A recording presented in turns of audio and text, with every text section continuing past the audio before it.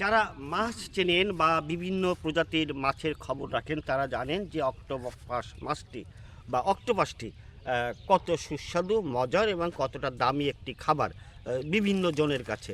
তবে সেই স্থান কাল পাত্র ভেদে মূল্য যে কমে যায় তার প্রমাণ এই যে দুটি অক্টোপাস।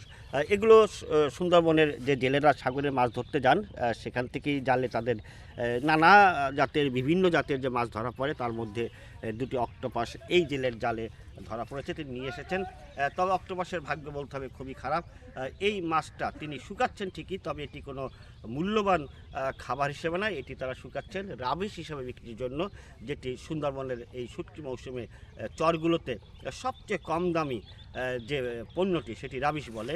নানা জাতের যে মাছ যেগুলো সাধারণত এই উপকূলে চলে না বা তারা অনেকে জানেনও না, সেই মাছগুলোই তারা শুকিয়ে রাবিশ হিসাবে বিক্রি করেন এবং রাবিশটি মূলত বিভিন্ন অঞ্চলে যে মাছের এবং মুরগির হাঁস মুরগির খাবার তৈরি হয় সেই খাবার তৈরির একটি উপাদান হিসাবেই সুন্দরবনের শুটকি পল্লীর রাবিশটি তারা ব্যবহার করে থাকেন।